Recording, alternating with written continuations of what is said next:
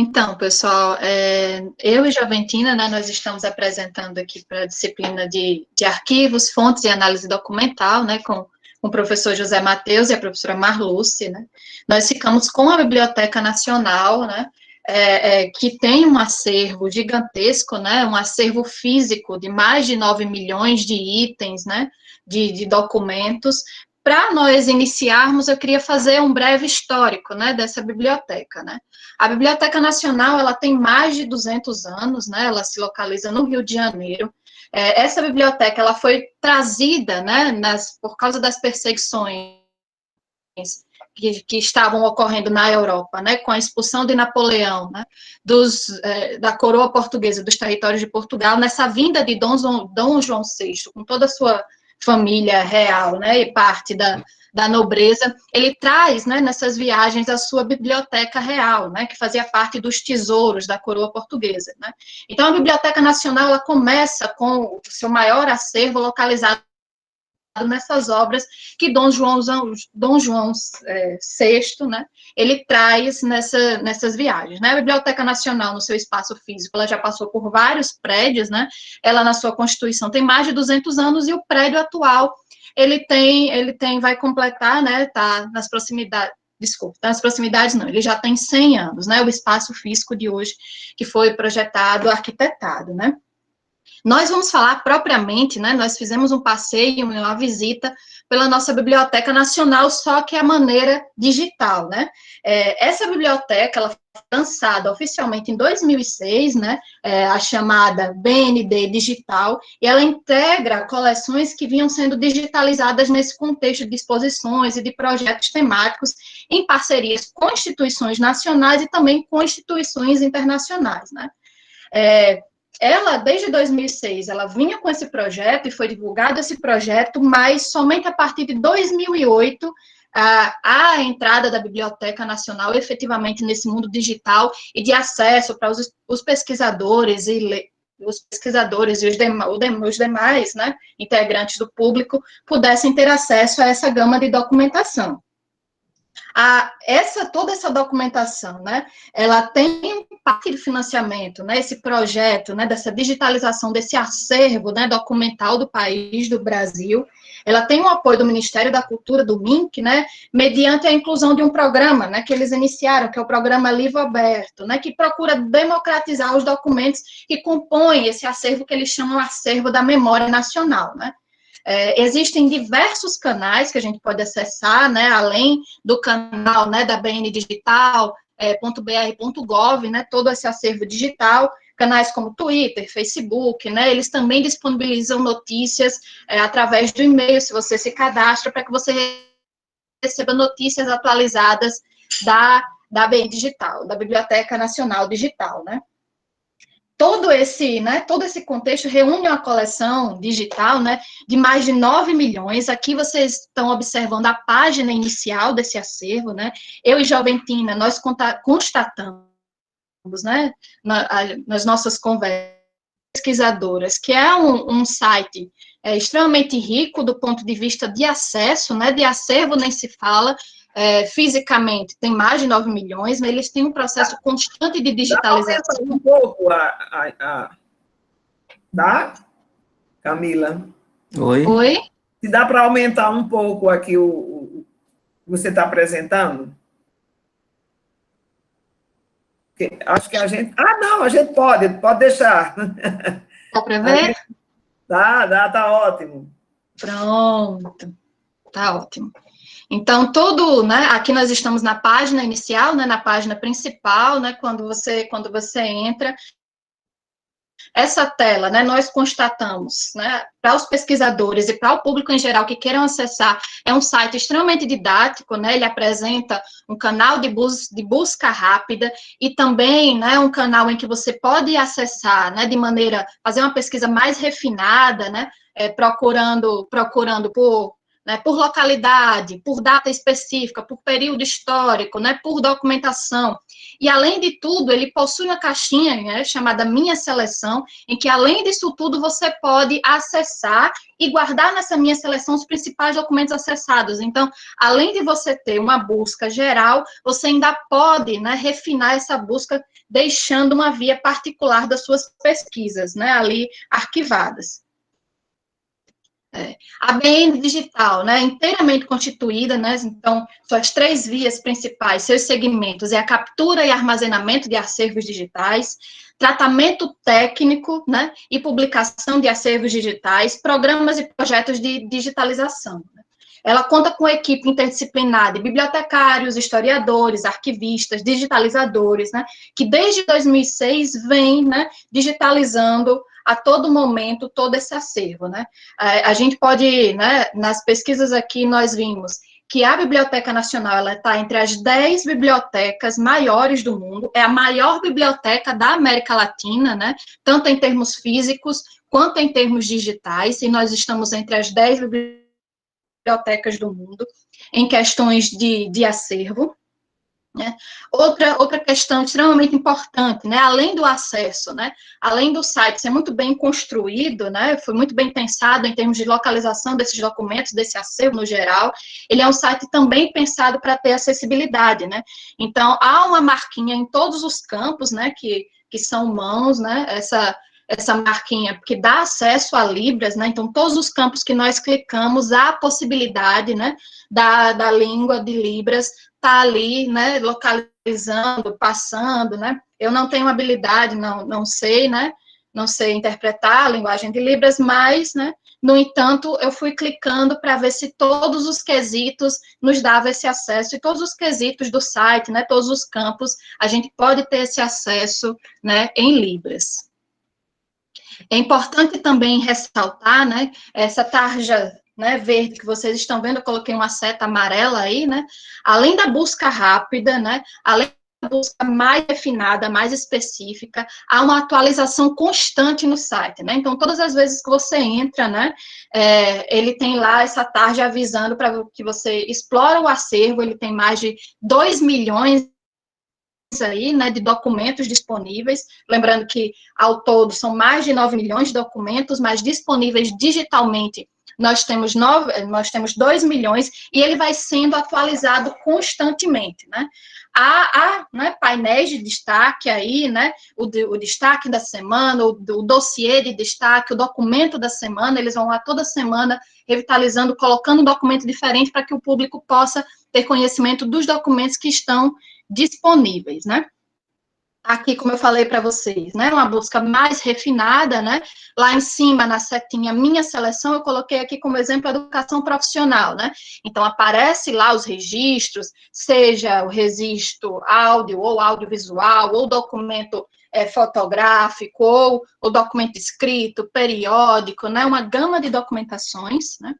E na Minha Seleção, ele vai arquivando as minhas principais seleções, então é muito interessante a gente poder acessar a biblioteca e fazer essa sua seleção específica também, além das seleções principais, né? Em relação ao quesito 2, né? O professor Matheus nos colocou uma série de quesitos que nós deveríamos observar nessa visita, né? Em relação ao número de visualizações, né? Nós temos uma média, né? Que é dada pela hemeroteca digital, né? A hemeroteca, ela tem todo esse campo, né? Que fala, né, desses periódicos, né, da imprensa nacional, então, é a parte mais acessada da Biblioteca Nacional, tem uma média de 7 milhões de visitas, né, a todo momento. Há um outro campo, né, muito visitado também, que é o projeto de resgate do Barão do Rio Branco, né, mais de 148 mil acessos, né, então, o número de visitações é uma biblioteca extremamente visitada, porque é uma biblioteca que, além de ter, né, esse contexto nacional, de ser a maior biblioteca do país, é a maior da América Latina, tem contato com outras instituições pelo mundo, tem parcerias, então há esse número elevado de acessos, né? Puxando, né, o gancho para as nossas parcerias, tem uma parceria com a Biblioteca Digital Mundial, né, a Library, tem essa parceria com a Biblioteca Gálica da França, né, a Biblioteca Nacional da Argentina, além, né, dessa parceria muito desde o início em conjunto com a Biblioteca Digital Luso-Brasileira, né, que disponibiliza esses acessos, né, dos documentos em parceria do Brasil e Portugal, né. Então, essas parcerias internacionais dão à Biblioteca Nacional uma abrangência ainda muito maior nessas interlocuções, né. Tanto há parcerias com instituições públicas como instituições privadas no campo nacional e internacional, né, com o objetivo de ampliar virtualmente esse acervo, né, porque na medida em que você tem acesso tem parcerias com outras bibliotecas, você também acaba ampliando o seu próprio acervo e dando acessibilidade àqueles que querem pesquisar documentos também de outros países. Em relação à forma de organização, é uma organização extremamente simples, né, de acesso. Nós temos na tela principal... Um momentinho só. Você estava falando aí do acesso às bibliotecas internacionais, e como é que fica a situação da língua? Tem tradução simultânea? Assim, aquele tipo? Tem sim, professora. Por exemplo, na Biblioteca Gálica, né, que eu acessei, né, e nos arquivos que ela tem em partilha, né, que eles têm em parceria Brasil e França, lá tem a opção em você colocar ou espanhol ou português, né? No mínimo tem espanhol e a língua materna do outro país, né? Sim. Mas a francesa que eu visitei tem a possibilidade de você colocar português e espanhol além do francês. Como é o nome da sua biblioteca? Gálica, que você falou, foi? Isso. Será que não é Galícia? É feio, mas na França nunca tem nome proparoxítono, mas pode ser. Da Galícia, Galícia, eu realmente não entendo do francês, não sei nem se a pronúncia é essa, né? Pois é, eu estava me interrogando isso, porque na França tudo é oxítono, né? Eu estava lá e não deixei de jeito nenhum me chamar de Marlucia. É muito feio, a gente fica acostumada, tão ruim. Aí eu toda a vida, eu disse, não é assim, não. Aí eles passaram a me chamar como se fosse italiano, Marlucia. E, bom, menos mal. Mas é porque a Gália, a França, antes era Gália, né, no tempo da ocupação romana. Quem conhece Asterix, tá vendo? Asterix. É verdade. Aquele desenho, aí é a Gália. Eles estão recuperando essa terminologia. Mas pode ser que seja gálica mesmo, né? Porque gálica fica muito feio. Gálica. Mas vamos Gálica, Galícia, mas a senhora que entende aí, que já conviveu com a língua mais na proximidade, né? Porque a gente tende a puxar para o nosso tom acentuado, né? Mas não tem bagunça não, viu? Isso é uma observação minha. O importante era saber se tinha tradução. Isso aí não tem. Mas é importante, né, nós aprendermos os termos, né, corretos na língua. Eu acho importante, interessante também. Eu agradeço a contribuição. Mas não porque a gente vai atentando para os termos.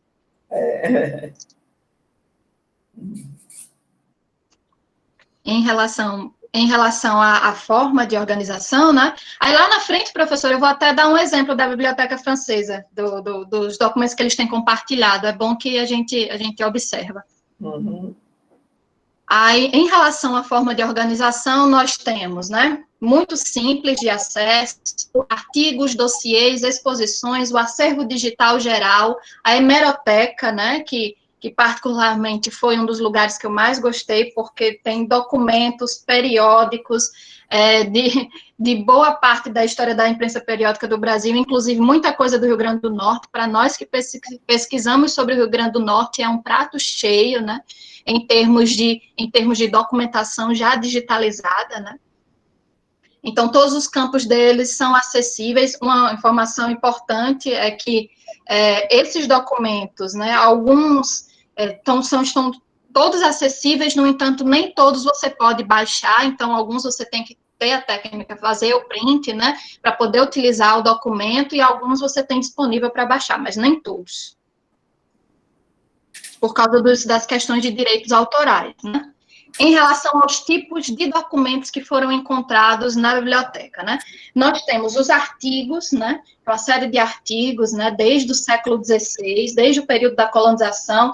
Então, documentos escritos, documentos a partir da imprensa, né? Resenhas, artigos, pequenos históricos, ensaios, né? Desde os jesuítas até o período da imprensa do século XIX. Então, a gente faz um passeio pela história do Brasil, né? Alguns desses, como eu já falei, podem ser baixados e outros só acessados, né? Você, como pesquisador, faz a transcrição, referencia, e você pode ter acesso a essa informação, né? Outros documentos, né, muito interessantes também, os dossiês, né? Aí esses dossiês, professora, esses dossiês são importantes porque eles, na sua maioria, eles fazem essa ligação entre o Brasil e outras grandes bibliotecas, né? Por exemplo, essa França-Brasil, né? Esses dossiês, eles oferecem ao público, né, o público visitante, visitas guiadas, né? Visitas guiadas, às vezes, a esses acervos digitais, tanto aqui do Brasil, como de outros países. Ó, por exemplo, aí a nossa dúvida da França, né? Eu visitei, né, fui lá, a partir da Biblioteca Nacional, né, esse acervo aqui, ó, da França-Brasil, esse intercâmbio entre essas duas bibliotecas, aí aqui, bem-vindo, né, e bem-vindo aqui. Então, você pode acessar, fazer um passeio guiado e também acessar a documentação a partir desses dois caminhos. Aí você escolhe e faz o caminho. Muito bonitos, iconografias, né? Documentações, para quem faz esse intercâmbio entre Brasil e França, Brasil e Portugal, né? Que é interessante, tanto para a história da educação, como para a nossa história geral, é muito interessante. Em esses documentos disponíveis. Tem essa divisão, não, assim, de história geral, história do Brasil, história... Não, ou não? Não, eles não fazem essa divisão, não. A gente tem acesso aos documentos, aí a gente pode ir refinando a pesquisa, né? Você coloca história, aí tem os campos, você pode ir refinando. História do Brasil, educação, né? Período colonial, ou você procura, né? Período joanino, né? E tem como refinar também por período, né? Você pode botar século XIX, século XVI. Ele tem páginas de refino da pesquisa. Eles não subdividem o campo, mas nos deixa refinar para a gente subdividir, para diminuir, né, o campo de pesquisa. Além dos dossiês, né, tem exposições tanto atuais como exposições, né, que já foram feitas em outros períodos, todas as exposições, né, digitalizadas, e você tem acesso aqui à página das exposições, né, uma parte da página, claro, e aqui a exposição, eu fiz a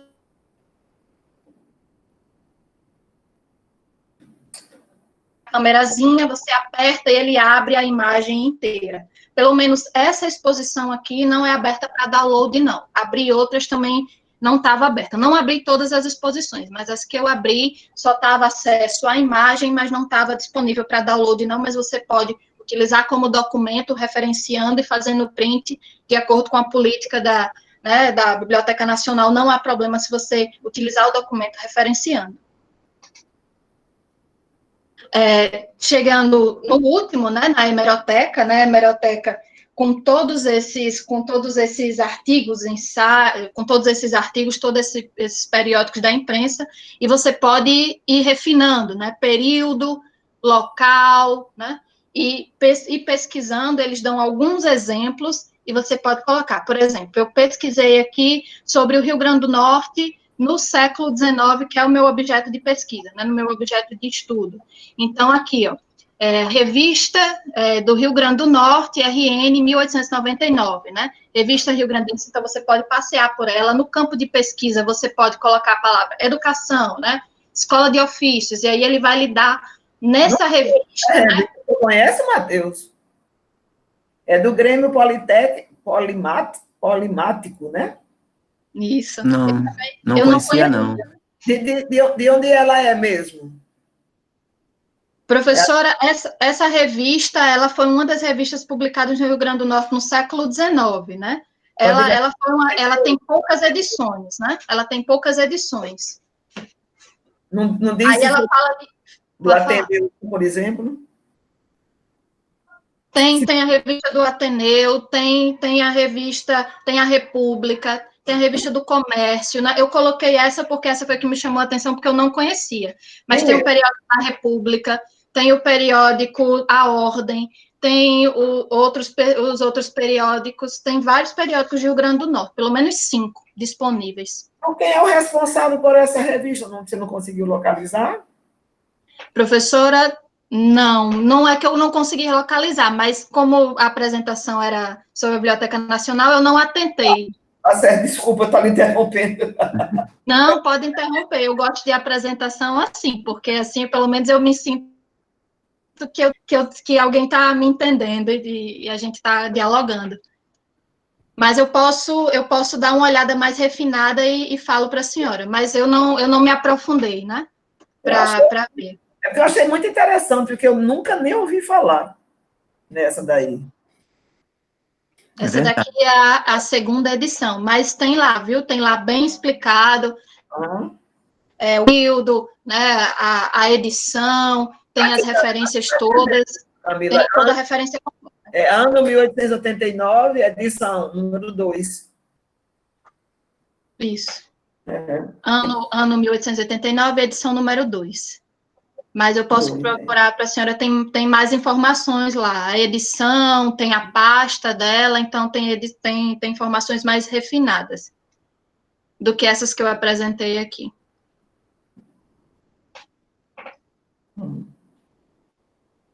Mas tudo bem, viu? Tá muito bom.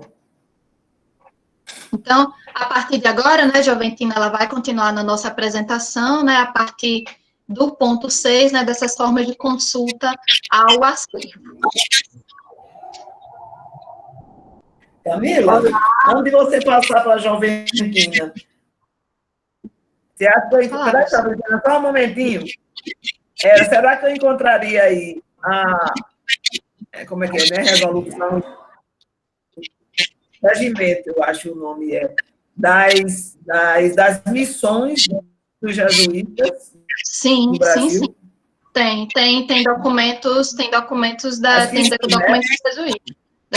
dos jesuítas, tem sim, das missões. Tem sim. Eu dei uma olhada sobre eles também. Das missões jesuíticas. Tem documentos desde o século XVI. Agora, professora, tem que ter alguém que tenha habilidade em paleografia, né? Porque eles disponibilizam o documento, mas nas letras, naquelas letras que a gente conhece. Antigas, né? Mas a resolução arcaico, é ótima. Né? Em português arcaico. A resolução é ótima. Você pode ampliar, diminuir, recortar. Então, tem que ter um exercício de paleografia, né? Mas tá lá tudo. E assim, apesar de ser paleografia, é pesquisável. Você coloca a palavra-chave da sua coisa, e ele mesmo no documento, né? Escrito, ele localiza, né? Ele localiza em alguns, não todos. Sei. Tem algumas restrições. Mas a mim já tem um livro tem um livro que é só sobre isso. Não sei, mas não me lembro agora. Só sobre esse regimento. Pronto, Joventina? Olá, boa tarde a todas e todos. Praticamente, Camila já apresentou tudo no que diz respeito às formas, só que a gente mais ou menos está seguindo as perguntas que foram postas pelo professor Matheus, exatamente para nos auxiliar. Então, daí pode ficar meio repetitivo, mas se eu estiver sentindo que está repetindo, eu passo para frente, tá bom? No que diz respeito às formas de consulta, então, assim, o material já está digitalizado, o acesso é livre e gratuito.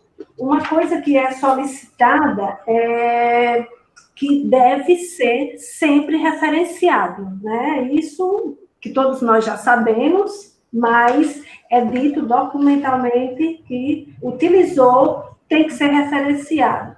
E se você quiser utilizar para fins comerciais, aí vai ter que fazer as devidas solicitações junto à biblioteca, conforme tem o documento que se clica nele para se fazer essa solicitação. Próximo, Camila, por favor. Pronto, aí, olha, as formas de busca, que é exatamente o que Camila já apresentou, né? Como é que você pode fazer a busca avançada, né? Então, você refina, etc, etc. Então, sinto que está praticamente repetido, viu, Camila? Então, eu sinto que posso passar. Não se preocupe não, Jamila. Pode repetir. Porque isso é uma linguagem pouco acessível, né? É novidade para quase todo mundo. Vai tentar procurando os campos. E vai fixando mais.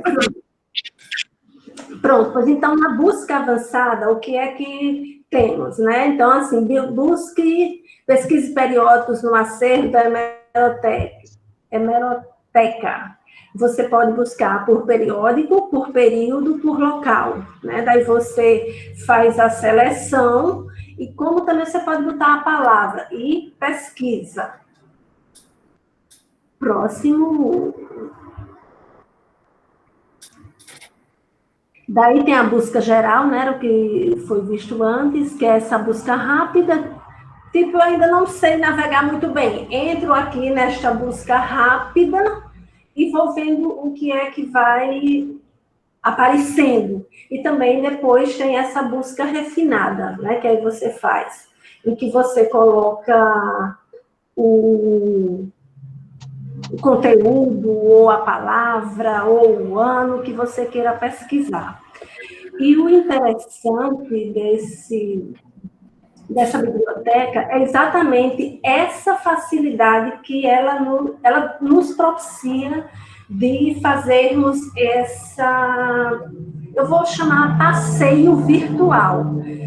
Pelo menos a mim me deu uma alegria no primeiro momento de adentrar a biblioteca virtual, dado exatamente essa facilidade que ela apresenta. Tá? Então, muito, muito, muito, muito interessante. Então, tem a pesquisa, tem a minha seleção, né, que, como Camila falou anteriormente, já fiz alguma pesquisa, então ela vai ficando arquivada exatamente ali na minha pasta. Próximo. Ô, Joventina, como essas coisas têm avançado muito rapidamente. Há 20 anos atrás, eu estava fazendo pós-doc, e isso não existia, né? Essa facilidade que você está encontrando. O que eu consegui era identificar isso do pós-doc. Agora, quando eu estive lá em Madrid, não, já estava mais fácil. Mas aí, assim, o que eu podia fazer nas bibliotecas menores, a Biblioteca Nacional, eu fui muito pouco, eu me sentia muito perdida lá, que a bicha era tão grande, e cara também, e caro, até era caro. Aí, nas menores que eu fui, também eu também procurava coisa mais especializada. Aí eu comprava um carnezinho, assim, não é carnê, um cartão, como se fosse de uma porta, assim, um cartãozinho quadradinho, assim, de telefone. Esse era para Xerox. Lá, geralmente tinha uma máquina Xerox lá, e aí eu escolhia o que queria, e eles entregavam a gente o livro, o documento, eu ia lá e tirava cópia. Introduzia a cartão da gente lá na máquina e reproduzia. Olha o trabalho. Eu digo que eu estou fazendo mestrado na época certa, na hora certa, tudo tem o seu pois tempo. Pois é, menina, pois é. Já pensou? Então, assim, as vantagens, né, que as tecnologias nos propiciam. Então, tudo tem suas vantagens, e essa é uma das vantagens no que diz respeito a gente ter acesso a esses documentos, né, sem precisar a gente, muitas vezes, se deslocar, além de ter o investimento do deslocamento, e ainda, né, professora, teria o investimento de você pagar CHEPS, etc, etc. Tudo bem que ainda não tem tudo, mas olha quanta coisa já temos digitalizado, né? E na Biblioteca Nacional também era cara, era muito caro. Você pagava por um período para você ir lá. Tá? E se você quisesse documento, você pagava de novo. Eu não estou dizendo, olha, estamos na época do pesquisador. Estamos na sorte. Na sorte, pronto. Agora, no que diz respeito ao sétimo ponto, né? Existe alguma restrição? O que é dito, né? Que a biblioteca ela está disponibilizando a documentação, na sua grande maioria de domínio público, ou com autorização de publicação do titular de direito autoral, exceto músicas gravadas em discos de rotação, que só podem ser acessadas na íntegra no prédio da sede da FBN. Eita, o que é FBN? Eu esqueci agora, Camila. É a Fundação Biblioteca Nacional. É um dos anexos, né? A Fundação Biblioteca Nacional. Sim. Então, Marlúcia, aí ainda tem-se que fazer o investimento para ouvir o disco, né? Isso aí é para quem vai fazer os mestrados e os doutorados na área de música. Então, essa é a restrição posta, né? A próxima, Camila, por favor.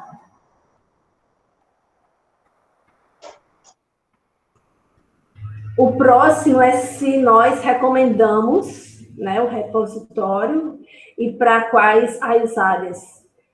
Dado o tamanho, a disponibilidade do acervo, olha aí, é um acervo que é abrangente das ciências humanas, né, que pode se beneficiar de maneira particular devido à diversidade, como também a grande quantidade desses documentos, né, dos documentos que estão disponibilizados.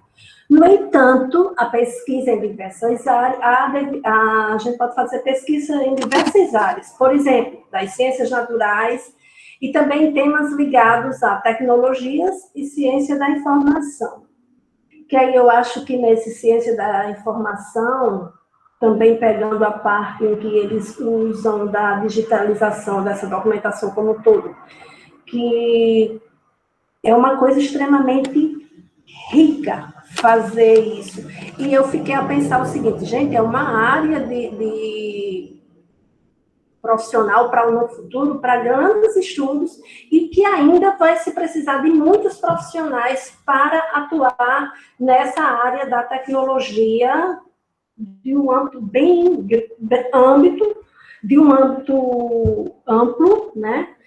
Exatamente dado ao que é solicitado para fazer tudo isso, desde você pega o documento original, vai fazer todo um processo de limpeza, depois todo o escaneamento e etc. Mas no final mostraremos um vídeo rápido. O próximo, Camila, por favor. E aí, no que diz respeito ao próximo, é as possibilidades de pesquisa pesquisa histórica e em história da educação. Exatamente como Camila tinha mostrado anteriormente, né, das pesquisas feitas, aqui o que é que vemos, né?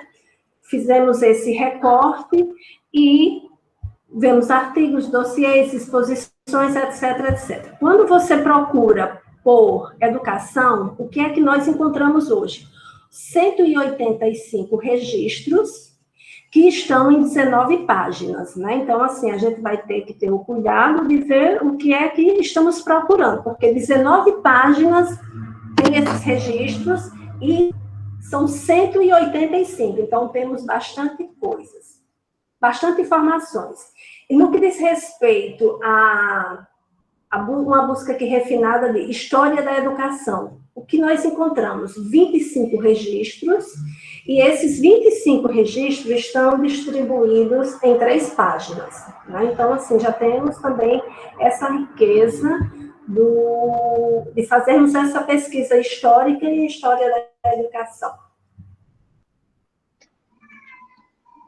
Aí trazemos o exemplo, né? O próximo slide é o exemplo de um documento, um trecho de um documento, que foi o Argos Natalense, Periódico Político e Social do Rio Grande do Norte, RN, 1859-1860, sobre o Colégio dos Educandos e Artífices do Rio Grande do Norte. Feito a pesquisa, né?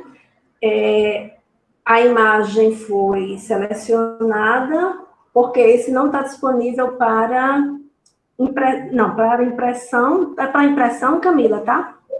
Ô, Jovem, aqui para mim está aparecendo outra coisa, não? É porque não chegou para a senhora. É um arquivo que aparece, Sim. tá? Assim, sobre o Colégio de Educandos e Artífices do Rio Grande do Norte. Isso aí é apresentando uma pesquisa. Tá. Agora eu encontrei. Tá? Pronto. Tá certo. Exatamente para mostrar o que é que encontramos, né? Sim, o formato que a gente encontra e o que é que pode ser feito, né? Como Camila colocou anteriormente, a gente pode printar, mas para fazer se vamos utilizar em nossos trabalhos, o que temos que fazer é exatamente referenciar, que é da biblioteca digital e etc. Toda a referência, tá? E pronto, passando esse, a gente vai para os aspectos que a gente observou, mas que não foi questionado, né? A gente achamos o seguinte, quero colaborar. Caso encontremos algum problema nas obras digitalizadas, o que é que podemos fazer, né? Podemos comunicar ao pessoal através exatamente do contato, o endereço aqui que eles colocam, que é bndigital@bn.gov.br, que a gente pode dizer que sentiu falta de página, o link que não está funcionando, algum problema de metadados, de identificação da descrição. Então, se a gente conhece o documento, né, no seu original, e caso percebamos alguma coisa, é só a gente fazer esse contato. Outro também, se a gente encontrar problemas em texto publicado na biblioteca, né, na rede de memória virtual, como na biblioteca, também a gente pode fazer esse devido contato. E outro aspecto se a gente tem algum trabalho, né, que queiramos submeter para publicação na biblioteca digital. Então, professora Marlúcia, professor Matheus, desculpa. Olha aí, quem sabe o trabalho de vocês já para ir para a biblioteca digital? Pois já estou fazendo a propaganda. Cadê eu aqui? Não é? Eu fiquei achando muito interessante.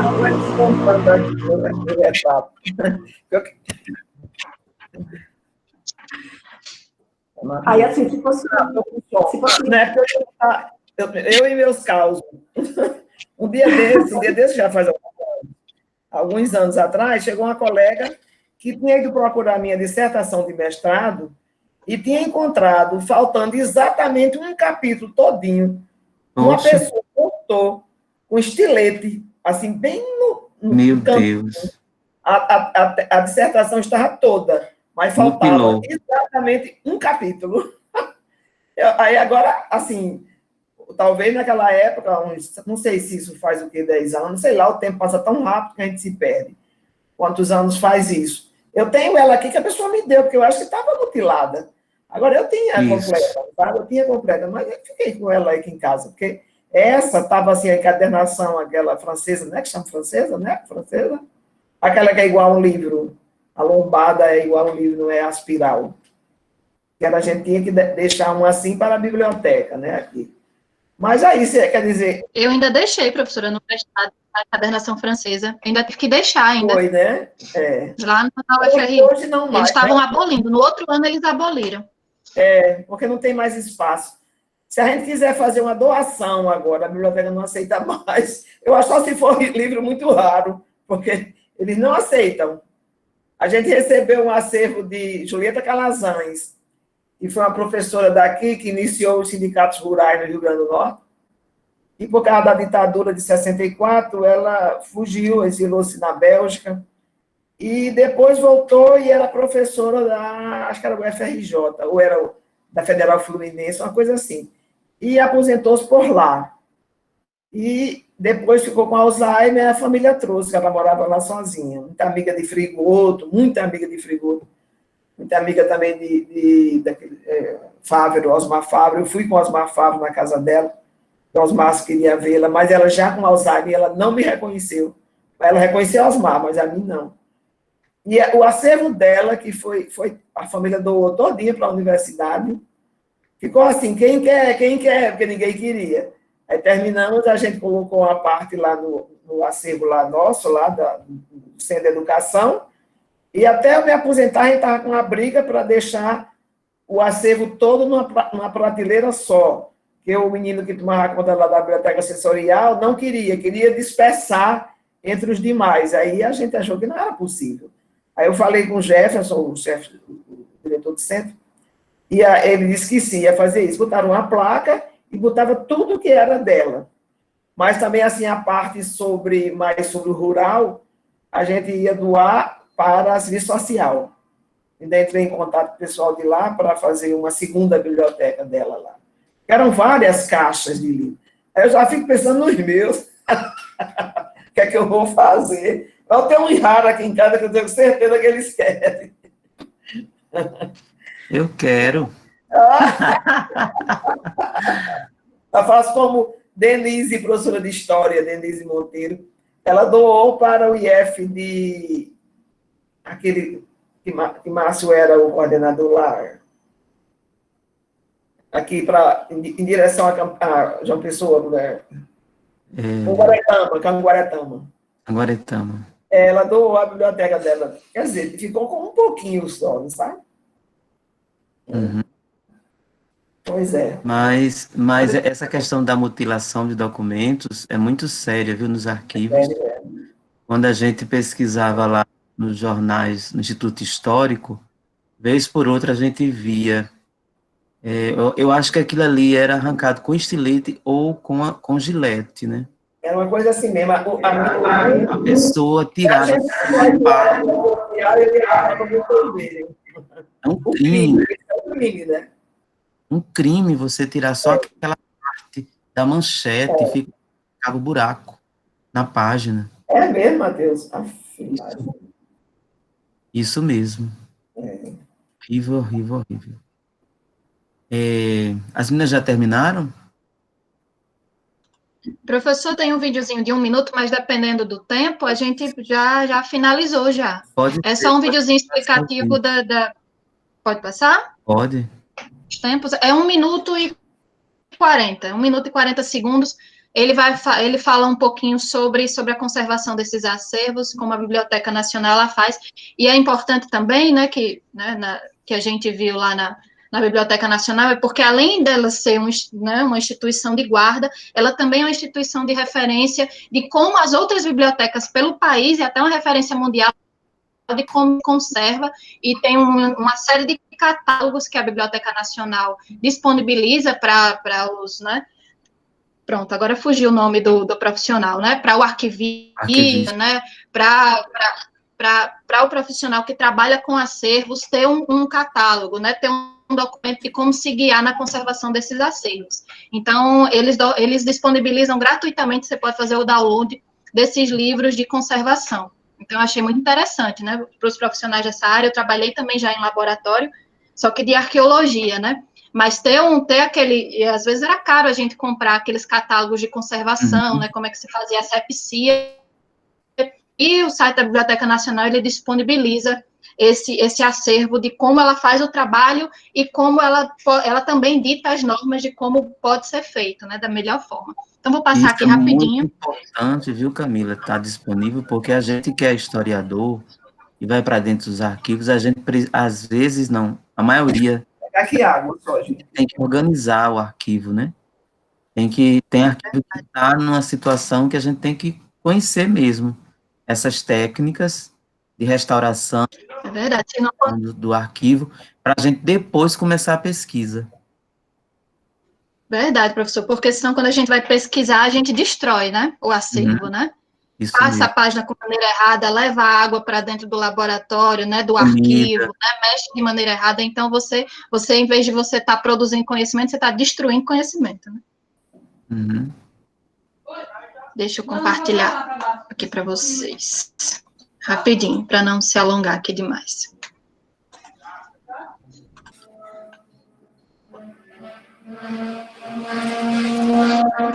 pega carona com a tecnologia e lança uma grande coleção de revistas e anuários, publicações com assuntos específicos e editadas com periodicidade regular.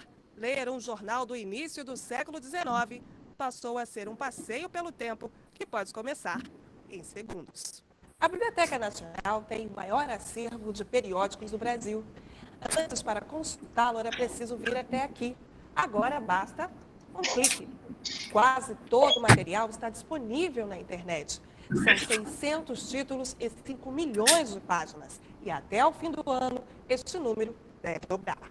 7 dias da semana, as 24 horas do dia, uma grande parcela dos tesouros estão aqui na Biblioteca Nacional para que eles possam ser consultados pelo público, não só do Brasil, como do mundo todo. Um documento precioso que está disponível no site Guarda-Memória da Santa Inquisição em Portugal. Registros que foram trazidos pela família real em 1808. Estavam em péssimas condições. A tinta dos manuscritos era à base de ferro, que com o tempo enferrujou e deteriorou boa parte dos escritos. Para deixar esse momento da história acessível a todos, foi preciso importar técnicas de restauro e adquirir equipamentos mais modernos, como esta obturadora de papéis, responsável por recompor cada falha do pergaminho. São extremamente preciosos, são extremamente raros, são documentos de grande valor, tanto para a história de uma forma geral, da história geral da igreja, como a própria história da Biblioteca Nacional, porque é aqui que eles estão depositados.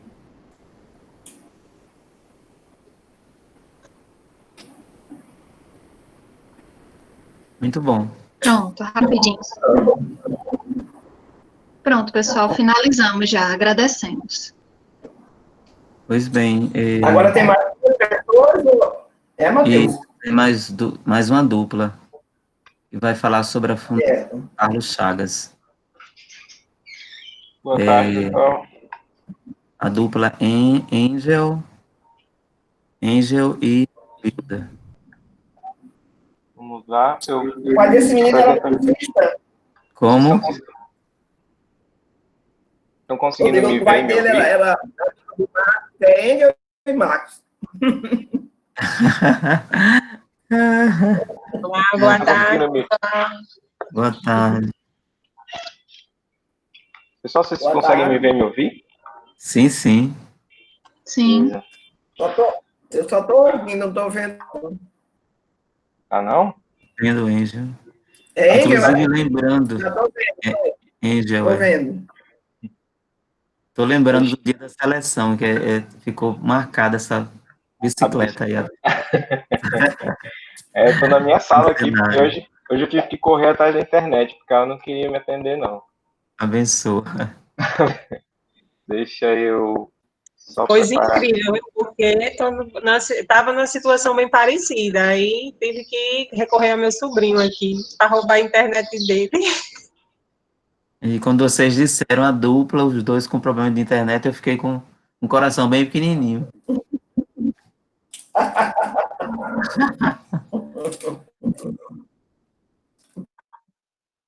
Tá aparecendo para vocês aí, pessoal? Isso, tá. Tá. Pronto. Tá na tela cheia? Tá não, né? Agora tá? Tá a tela cheia. Pronto. Então, vamos lá. Vou começar aqui. Boa tarde. Boa Eu sou o tarde. Angel, né? Vou fazer a apresentação aqui do repositório da FGV, junto com a minha colega Geovilda. Né? A gente fez aí uma exploração, né, do espaço virtual que a FGV... Pode falar, Geovilda. Boa tarde, pessoal. Boa tarde. Boa tarde. A gente fez aí uma exploração, né, desse espaço de compartilhamento de conhecimento. Vocês vão observar que a FGV ela tem uma estrutura muito voltada para o mercado, né, para pesquisas relacionadas com a administração, com a gestão. Isso é o foco principal deles. Eles, inclusive, são consultados por outros países, né, para entender como é a política relacionada com esse ambiente, né, empresarial do brasileiro, porque eles são referência nesse aspecto.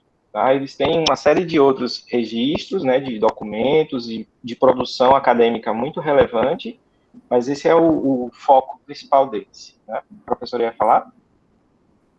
Eu? Não, né? Não. Ah, não, tá. é porque... não. É que eu fiquei matutando por causa do seu nome. Ah, meu nome? Sim, é meu porque nome não tem origem no Engels mesmo. Ah, meu tá. Meu pai, à época, fazia ciências sociais, mas é uma história bem paradoxal, porque ele é militar, fazia ciências sociais, enfim, a direita e a esquerda junto aí, né? Então, seu nome é Engel. Não é Engel, Meu não, nome é Engel. é Engel, porque a gente fala no português, né? Mas ele se escreve igual ao alemão. Engel. É alemão. Então vamos lá. Então, a proposta da nossa atividade, né, é apresentar os recursos de pesquisa disponibilizados pela FGV, identificar quais áreas de conhecimento têm maior relevância, maior enfoque para essa instituição e avaliar a viabilidade no uso desses recursos para os nossos estudos, para as nossas pesquisas. Tá? Bom, então a FGV ela já tem aí um histórico de aproximadamente 70 anos, né, em que ela atua na área de pesquisa, na área de ensino, e ela é referência, como eu já falei para vocês no início da apresentação, referência no fornecimento desse mercado, né, de educação empresarial, educação para gestão. No entanto, ela vai abarcar aí uma série de outros conhecimentos, como a gente vai ver ao longo da apresentação. Tá? Então, em relação às condições de acesso, né, dos portais da FGV, tá? O acesso é aberto, gratuito, não há nenhuma necessidade de uma inscrição ou de vinculação institucional. A gente sabe que a gente tem alguns portais, alguns repositórios que eles carecem dessa prévia apresentação de uma ligação nossa com uma instituição, né? Então, a gente tem que ter lá pelo menos um e-mail institucional ou um e-mail acadêmico, e no caso de todos os meios de pesquisa da FGV, eles são totalmente abertos. Não há requisição de pagamento de taxas, então a gente não identificou nenhum recurso que eles publicam lá como algum recurso que requer pagamento prévio. Também não há requisitos de software necessários, tá? Então, você consegue acessar com qualquer navegador, né, do seu computador. Também o acesso através de dispositivos móveis é simplificado e facilitado. Eles, inclusive, têm um aplicativo, né, que faz praticamente as mesmas pesquisas que a gente consegue fazer na web. Né? Portanto, a gente tem o acesso web e o acesso mobile também dessas plataformas virtuais. Tá? A gente já deixou aqui um linkzinho para acesso desses recursos, mas a gente vai ver que tem outros links ao longo da nossa apresentação. Ainda em relação às condições de acesso, né, a gente tem aqui o acesso através do acervo de pesquisa histórica, do repositório digital e e-books. Tá? Então, vocês vão ver que esse primeiro ponto aqui é onde está a maior quantidade de documentos com caráter histórico. Tá? Onde a gente vai ter registro de documentos pessoais de vários presidentes, né, do Brasil, de várias personalidades históricas. Né, eles anunciam ser o maior repositório de documentos de personalidades públicas, né, do Brasil. É bem extenso mesmo, tentei dar uma explorada lá, mas precisa de um bom tempo para isso. Tá? Os repositórios digitais, que eles têm como objetivo principal promover a integração, né, entre as plataformas, porque vocês vão ver que não é só uma biblioteca, eles têm 3 bibliotecas físicas e a biblioteca virtual. E tudo isso fica interconectado, e a proposta principal do repositório é fazer essa interligação e facilitar o acesso aos dados que tem em locais remotos. Né? Também e-books, tá? Esses e-books têm em formato EPUB e no formato PDF. Isso aí também ajuda bastante para quem tem plataformas de leitura, como Kindle ou outros dispositivos que leiam somente em PDF. tá? Eu não sei o que é E aí, PUB. O que é PUB? PUB. EPUB é um tipo de arquivo, um formato de livro digital. Então, por exemplo, se quem tem Kindle vai usar esse tipo de arquivo para fazer a leitura dos livros digitais. É aquele modelo que você clica e a página passa? Na verdade, professor, os arquivos digitais, os livros digitais, os e-books, né, eles são como se fossem a foto das páginas, mas na verdade é um arquivo digital mesmo, né, o arquivo como se fosse lá o escritor estava produzindo no Word e ele gerou um PDF. Porém, ele também está atrelado a metadados. Então, ele tem lá uma série de informações relacionadas com ISBN, dados do autor, dados de editora, tudo isso fica como dados por trás do arquivo, entendeu? Não sei se eu me fiz entender. Você pode copiar como no Word ou é como PDF? Ele fica como se fosse um PDF. Ah, tá. É um mecanismo intertexto, né? Chama-se. Inclusive você pode geralmente pode converter, né, para poder fazer a leitura em outras plataformas. Olha aí, ó. Pois é. Eu tenho medo de ter um desse e não dar conta de ler nem os físicos, nem os digitais. Você seleciona, você pode navegar nele com mais facilidade do que você navega num PDF. Você seleciona, Exato. você destaca, você clica e você vê o significado da palavra. Então, no EPUB você tem a possibilidade de... O formato, ele é pesquisável e mexível, diferente do PDF normal, né? Se bem que tem mecanismo de você quebrar o PDF, né? E você já pode linkar com a página web, né, também. Isso. Então, é bem isso que facilita. Então, a gente tem aí a administração, ciência política, ciências sociais, direito, economia, educação, finanças, história, matemática, psicologia e saúde, como alguns dos temas principais aí dessas publicações, tá? Então, aqui vocês têm alguns dos links, né, que a gente selecionou como os mais importantes, para que vocês possam consultar os conteúdos disponíveis na FGV. Aqui primeiro tem a biblioteca digital, esse atlas histórico, que é bem bacana, né, tem uma série de recursos audiovisuais para exploração aí desses conteúdos, tanto para trabalho em sala de aula, como até para pesquisa. Aqui o catálogo online, que é uma espécie de centro para onde vocês podem partir para todos os outros pontos de pesquisa, né, da FGV. Aqui o CPDoc, que é onde está concentrado acervos e dossiês, a parte mais histórica, como eu já disse para vocês. E a editora, onde a gente vai encontrar os periódicos, os e-books e os outros materiais que estão relacionados com editoras, né? O Angel, você disse que ela tem três bibliotecas. Eu conheci uma, no Rio de Janeiro, ali, acho que por Botafogo, por ali, Flamengo, foi por ali que eu estive. Isso. Mas faz tempo que eu encontrar as duas. Aí tem a de São Paulo e tem a de Brasília. As três bibliotecas físicas. Sim. Certo? Aí, bom, aí eu coloquei esse linkzinho aqui. Deixa eu ver se eu abro aqui para vocês. Ó, então, vocês estão enxergando aí essa página? Não, quer dizer, não sei. A página da FGV? Sim. Acervo FGV é esse? Isso, está movendo aí? Não, no meu não. Mas está a página. Acervo FGV. Ela está fixa ou está movendo? Não, né? No meu da fixa. Educação, pesquisa, assessoria técnica, avaliações, índices, não é isso? Eu vou ter que... Eu coloquei para compartilhar a janela, mas aí ele fica fixo numa janela, aí a gente não consegue abrir os links diretamente. Vamos lá, vou abrir aqui para mostrar para vocês.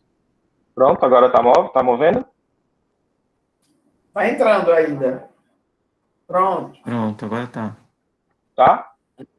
Tá. Então, essa aqui como eu falei para vocês, é a primeira página, né, onde a gente tem acesso a todos os recursos, tá? Tem esse menu superior aqui, onde vocês vão ver que eles têm a parte de educação, de forma geral, ó, de ensino, onde você pode acessar aqui todos os recursos de ensino que a FGV oferta, né? Desde ensino médio, né? Passando por MBA, graduação, cursos de pós-graduação, aqui também vestibular. Aqui a gente tem as escolas, né? Aqui na pesquisa, a gente tem, ó, pesquisa de teses e publicações, periódicos. Aqui a gente tem as unidades, né? Então dá para ver, por exemplo, o CPDOC, para a gente fazer a pesquisa histórica. A parte de assessoria técnica, né? Que além de fornecer a parte de ensino, fazer a publicação dos seus resultados, eles também fazem trabalhos técnicos relacionados com economia, com gestão, políticas públicas, projetos internacionais. Também a parte de avaliações, né? Eles produzem provas para concurso e assim por diante. Aqui, alguns gráficos, né, que são divulgados pela FGV, que a gente conhece bastante, né? O IGPM, que faz parte das nossas vidas aí. Então, ela é uma instituição muito conceituada e muito consultada para essa finalidade, né? Para a apresentação desses conteúdos. Saiu de novo, né, a apresentação? Saiu. Eu vou fazer o seguinte, tá, pessoal? Para não ficar saindo e entrando, eu tinha colocado uns links direto no meu slide. Aí eu volto no final e mostro as páginas para vocês. Fica melhor, né? Tudo bem?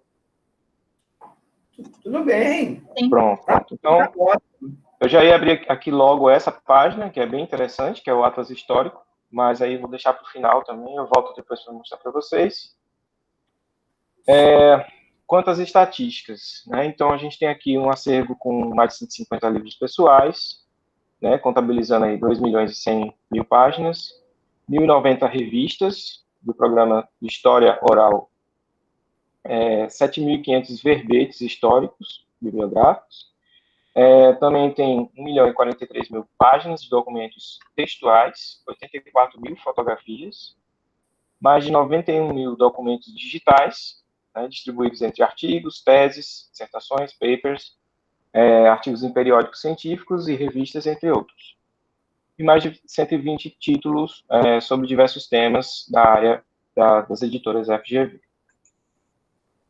Aí eles têm alguns relatórios, né, eles costumam gerar os relatórios anuais, né, entre eles deu para dar uma olhada aqui nesse relatório de 2019, onde eles exibem aqui, né, os assuntos mais retirados, né, e aqui as consultas nos terminais. Então, eles fazem um levantamento dos horários, né, fazem um levantamento de consultas feitas nas sedes físicas da FGV, levantamento de consultas feitas na web, então são em equipamentos pessoais, né, e que também consultas mobile, tá?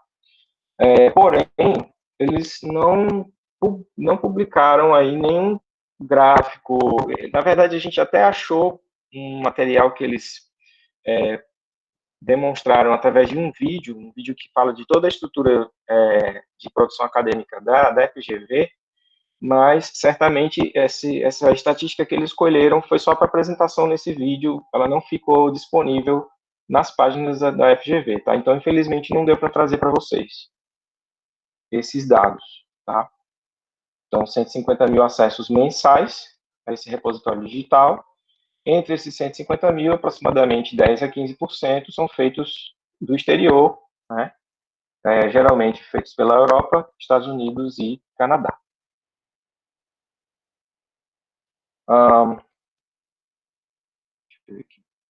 Bom, em relação à interlocução interinstitucional, né? Então eles têm ligação com uma série de outras instituições, tá, de pesquisa, bibliotecas, editoras, revistas, tá? Então aqui ele tem parceria com mais de 200 universidades e centros de pesquisa, né? Deixa eu ver o que mais. Aqui, inclusão da revista de estudos históricos, né, com quadros A1, na área de história pela coordenação e de aperfeiçoamento de pessoal do nível superior da CAPES, né?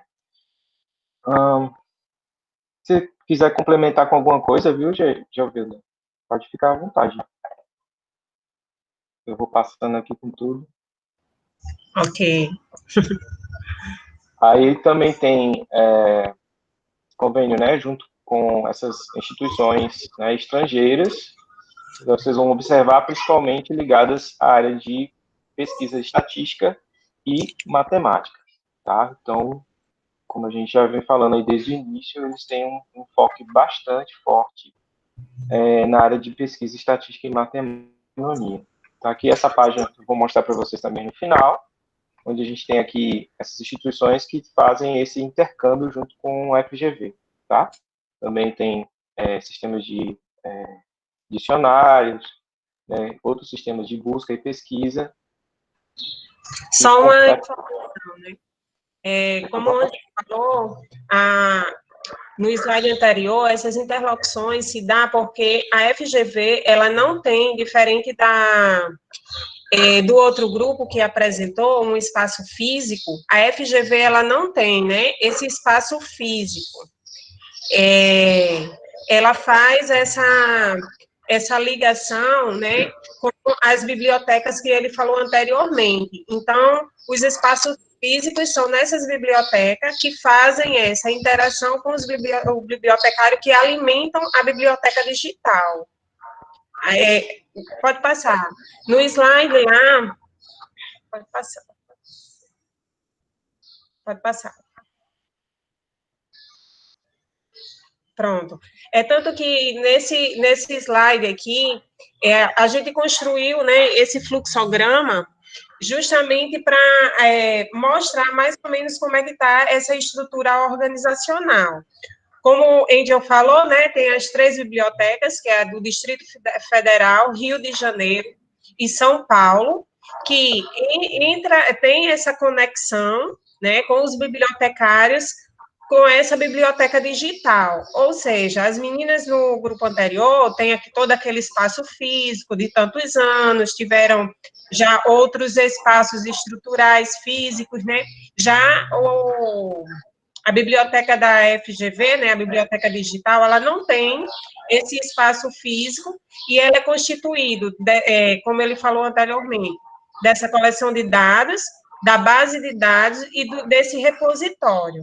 Que esse repositório, ele tem os periódicos científicos e as revistas, e o repositório institucional, que abrange toda essa gama de informação, voltada justamente para, assim, se a gente fosse fazer até o que foi feito naquela aula inaugural das palavras em maior evidência, então, assim, sempre aparece a administração, direito e economia, em termos de pesquisa, né?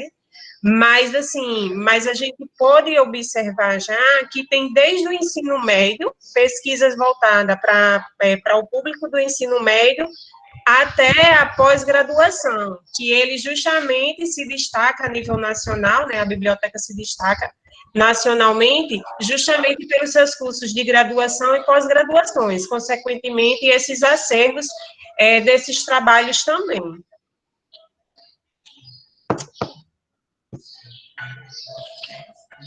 Então, aqui a gente tem os tipos de documento, que já foi, de certa forma, falado anteriormente, né? É um acervo de pesquisa que fotos, vídeos, dossiê, relatos orais, documentos oficiais que pertenceram, né, às pessoas públicas ou a instituições. Tem um espaço lá que Angel eu creio que mais na frente ele vai mostrar. Quando você acessa, por curiosidade, né, então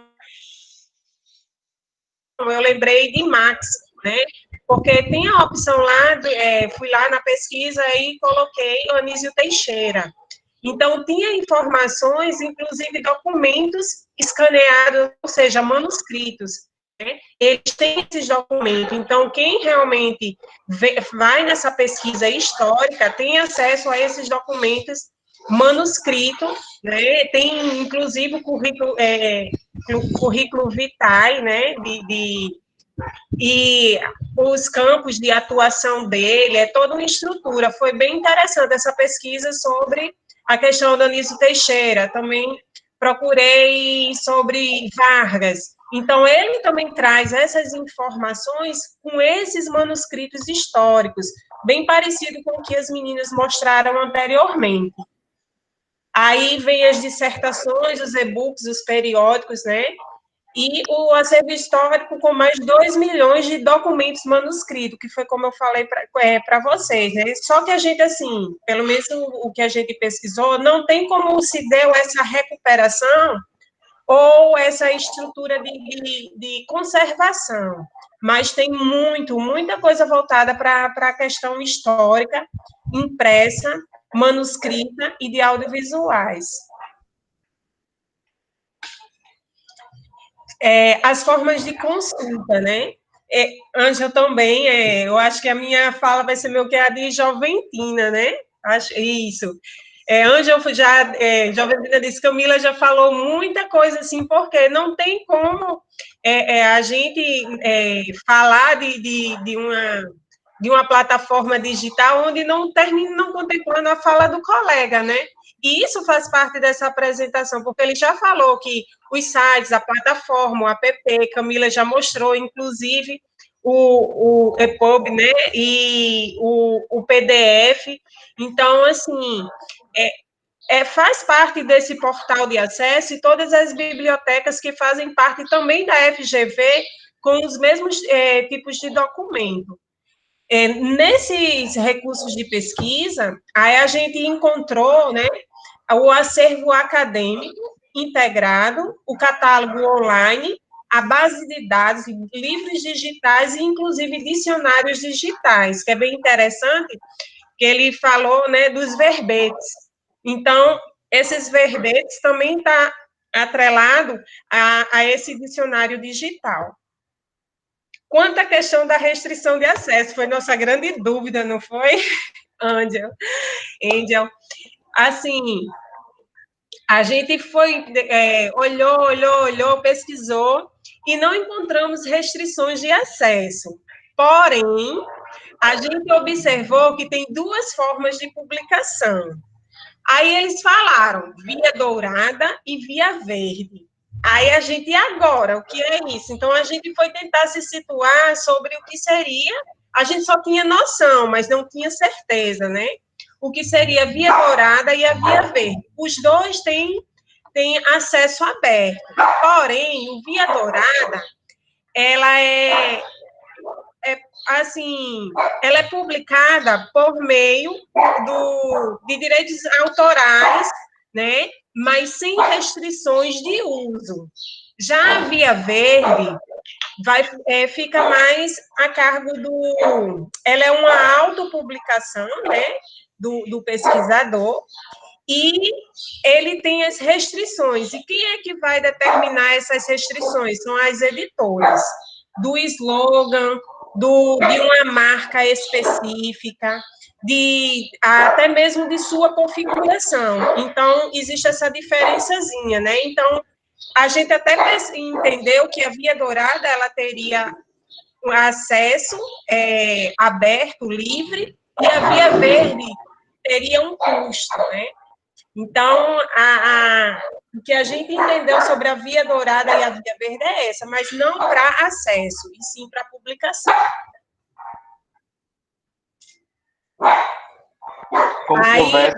Como se houvesse na via verde, que a gente deveria considerar que há um assessoramento, né, das editoras no sentido de auxiliar essa publicação. Então, por isso que, deixa eu voltar aqui, por isso que diz assim, né, que os editores, sinal verde, os editores, para que depositem seus trabalhos em repositório digital. Então, isso aí fica restrito a determinadas condições editoriais, né, dessas empresas, que serão elas, enfim, a gente vai estar atrelado à reputação delas, e aí, por conta disso, existe essa limitação. No entanto, na via dourada, a gente teria o acesso livre, porém, é como se a gente estivesse fazendo de forma independente, né? Pode ir, sim. Aí, para as publicações, né, as restrições são estabelecidas pelas editoras. O repositório, né, é necessário ter vínculo com a FGV, foi algo interessante que a gente observou. Para a criação das publicações, exige um inedetismo de, no mínimo, 2 anos, não pode, né? Então, existe essa questão da publicação inédita dentro deste período. E não pode publicar com o logo da revista, né? Se sim, aí tem que negociar com a editora, que foi quando surgiu, né, a grande dúvida da gente, e a gente trouxe para vocês, né? Aí colocamos aí entre parênteses que é justamente a Via Verde. Então, é justamente isso que Ângel falou e eu falei anteriormente, que essa questão dessa negociação com a editora. Eu achei também pouco claro para a criação de publicações, esse ineditismo nos próximos 2 anos. Como assim? Estranho isso. Pelo que eu entendi, é como se eles quisessem uma pesquisa inovadora, né? Tanto que... Só que, como a gente vê pesquisas dentro de pesquisa, eu também fiquei um pouco perdida em relação a isso aí. Aí vou na fala de Camila, né? Como a gente não está muito nessa da questão da publicação, e sim nas relações de acesso, aí eu também não me aprofundei, porque teve uma hora que a gente até pensou, eu e Ângel, pensou em mandar um e-mail sobre algumas informações do roteiro que a gente não estava tendo acesso. Inclusive, o relatório que a gente viu no vídeo, e não tinha os dados, né? E sobre essa questão de inédito, né? É como se fosse uma pesquisa pioneira para eles, dentro desses 2 anos, alguma coisa desse tipo. Não pode aparecer nos próximos 2 anos? Estranho. Não sei, eu não entendi mesmo. Porque se fosse assim, não sei, não tem explicação. Para a criação de publicação, exige ineditismo. Tudo bem. Agora, se nos próximos 2 anos não pode aparecer, é que é confuso. Verdade. E foi um dado que a gente pegou justamente nesse vídeo explicativo dentro era a bibliotecária que estava relatando isso, né? Aí foi um vídeo que ela, né, verbalizou isso daí, a gente trouxe como meio de informação e não de pesquisa, porque realmente, quando a gente foi tentar procurar esse tipo de informação no site, também não constava. Só para esclarecer, aqui nesse slide a gente está falando sobre as restrições de acesso na via de quem quer publicar o seu trabalho, tá? Então, se a pessoa deseja fazer publicação naquele repositório, ela, em princípio, tem que estar com alguma vinculação em relação à FGV, seja aluno, professor ou servidor da instituição.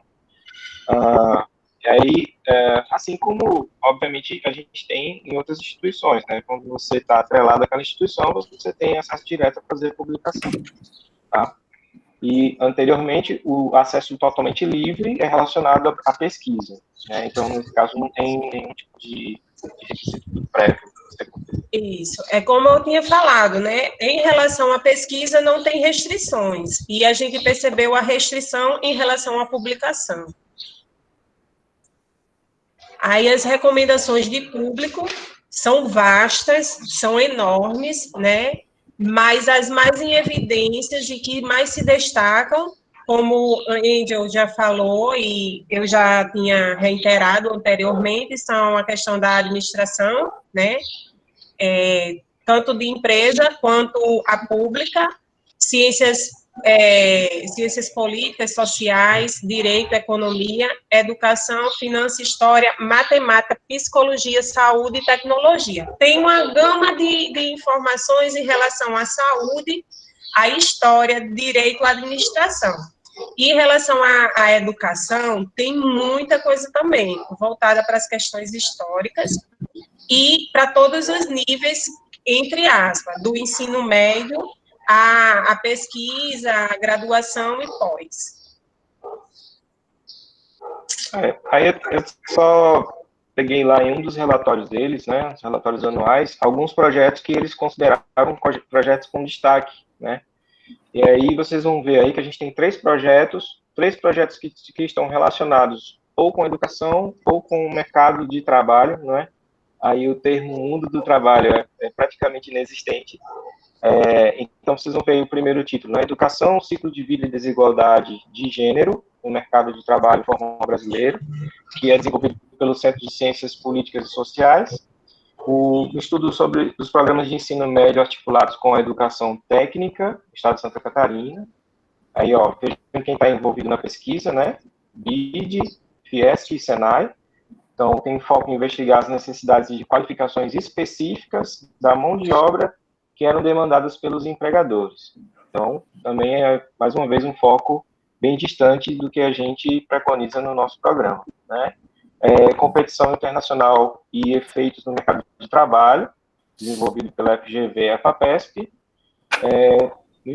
que estuda o impacto causado pelo crescimento do mercado mundial da China. Então, achei interessante trazer isso aqui para vocês, para que vocês tenham uma noção, né, real, através dos títulos dos projetos, do enfoque de pesquisa deles, né, que está mais voltado para esse meio. Lá no catálogo online, a gente fez algumas buscas, né, por esses termos. Então, a gente tem aqui educação profissional, encontra 150 registros, história da educação, 263 registros, história, 16.332 registros, quantidade bastante considerável, e história da educação profissional, apenas 4 registros, tá? Inclusive, se não me engano, um desses títulos que tem lá é de Frigoto. Eu tenho que conferir. Bom, termina, Jovem? O áudio. Teu áudio. Tem que ativar o áudio. Gel. O áudio. Oi. Pronto? Oi. Pronto. Então, a gente percebeu, né, observou, na verdade, que ela é uma instituição privada com amplitude de assuntos às pesquisas, né? Aí não tem restrições de acesso, porém, ela tem as restrições para publicação, né? A primeira sem custo, mas com a avaliação da instituição, e a segunda, respectivamente, patrocinada pela editora, né, que eles chamam de cluster. Foi até uma palavra nova, né? Que negocia com a editora a disponibilidade das formas de publicação. Outra coisa também que a gente também observa, pelo menos eu observei, né, a Angel também, é que é a questão da inclusão, né?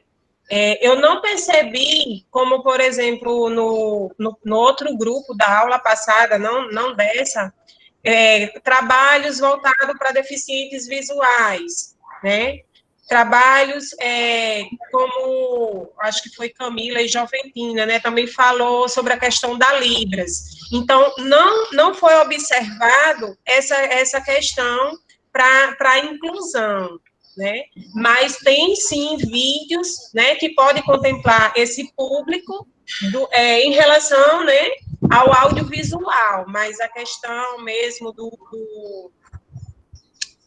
para deficientes visuais, né, aí eu não encontrei nenhum trabalho, nem nenhuma situação específica para a inclusão desse público, não.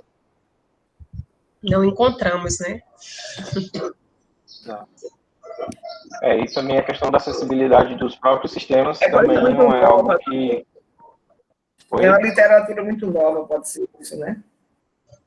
Eu queria só mostrar aquelas páginas que eu fiquei de mostrar para vocês, pode ser? Pode. Eu vou parar aqui e vou abrir outra janela. Isso não é só uma coisa. Ela falou aí, eu fiquei assim pensando, se a fundação, aí ela é mista, não é uma mistura de público e privado, não é não? É um negócio, falando, eu estou... Sim. mas parece Pelo que próprio perfil, né? A gente sente pelo uma próprio perfil. disputa, parece de público, privado, tem uma coisa assim. Uhum. Eles, na verdade, eles ganham muito dinheiro, né? Oferecendo treinamentos para o domínio público, né? Isso, em nível de pós-graduação, viu? Sim. Muito boa as pós de lá, geralmente são muito conceituadas, né? Isso, bem avaliadas. Vocês estão vendo essa página aqui? Tá. Sim, sim. Então, consulta o acervo. Pronto, exato. Melhorou. Pronto, gente. Então, aqui, ó, vocês estão vendo, né, a página de consulta ao acervo histórico, e aqui vocês percebem, né, os arquivos pessoais dessas personalidades. Né? Eu aposto que aqui na não tem arquivo de Café Filho. Como é? Eu sou capaz de apostar que aqui em Natal, no Rio Grande do Norte, não tem um arquivo de Café Filho. E é um museu, né? Mas para ser nem onde é que anda. Se fechou, se ainda tem, se não tem. Mas eu digo assim, como arquivo mesmo. É porque ele é um político daqui, lá da Roca, viu, Matheus? Sim, é meu conterrâneo. A gente não valoriza o advogado político dos trabalhadores, né? Depois a gente se surpreende com muita frequência, né, com a valorização do que é nosso por outros estados, até por outros países, e depois isso volta para cá, né? Então é uma surpresa ruim, porque o ideal é que a gente primeiro houvesse conhecimento dessa grandeza, né? Ó, aqui nessa página, quando a gente clica lá, né, em um daqueles links, desses links aqui, tá? Eu já tinha deixado aberto aqui, por exemplo, de João Goulart, e aí vocês vão ver aqui que eles têm a listagem dos documentos, né? Ó, documentos pessoais, acho que deve estar pequeno, né? Vou aumentar aqui. Pronto. Documentos pessoais, né? Documentos relacionados com exílio, de trabalho, presidente da República, enfim, eles vão separando aqui por tópicos, né? Então a gente pode abrir aqui. Vou voltar para uma aqui que eu já tinha aberto antes, relacionado com a Igreja Positivista do Brasil, por exemplo. Vou reduzir para ficar melhor para vocês verem. Então, a gente consegue aqui, ó, posicionar o documento, fazer um zoom, mudar a forma de visualização, e é uma infinidade, tá, bastante considerável aí de documentos a serem visitados. Aqui abaixo, eles têm essas informações, tá, que são relativas àqueles metadados que eu comentei lá no início da nossa apresentação, tá? E que ajudam também a fazer a busca por esses arquivos. Então, percebam, ó, a gente tem uma grande quantidade, né? Folhetos. Deixa eu ver aqui mais. Deixa eu abrir aqui mais um, pessoal.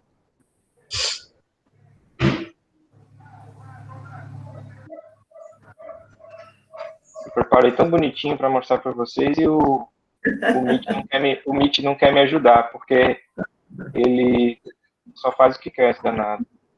Deixa eu abrir de novo aqui, tá? Eu que o diga. Naquele encontro, Matheus, você não participou. Eu não consegui abrir. Eu pedi a Gabi para abrir. A Gabi foi quem abriu. Eu mandei o recado para você, ele não entrou, nem deu nem satisfação. Naquele dia, na sexta-feira, foi de manhã? Não, sábado à noite. Sim, sábado à noite. O encontro da gente, das conversas. Sim, né? Encontro poesia e... Foi mais sobre a viagem naquele sábado. Eu vou compartilhar aqui com vocês só mais essa. Estão vendo aí o Atlas? Ainda não, né? Ainda não. Está chegando. Chegou. Tá chegando? O bicho parece que vem de pau dos ferros, né? Essa dimensão é a cara de Gelvilda. Tá aparecendo o que para vocês, gente? Aparecendo os mapas. Mas Isso, o Atlas Histórico do Brasil. O Atlas do Brasil em mapas, gravuras e documentos. Isso assim como fosse uma linha do tempo. Tem uma linha do tempo, isso mesmo. Ele tá fixo, né? Vou ter que fazer de novo. De 1 a 10, isso mesmo. Tá osso aqui esse negócio. Ó, eu tô com as 50 mil páginas abertas aqui e acabou causando confusão. Pronto. Agora vai.